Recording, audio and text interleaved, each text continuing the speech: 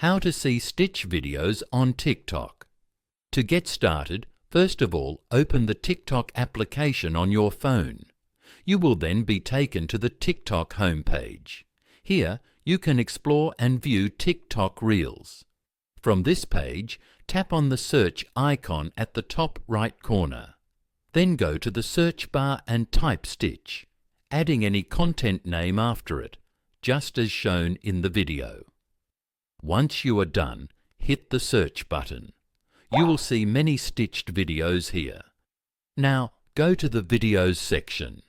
Here you can find all the stitched videos by your favorite content creator. Open a video to watch.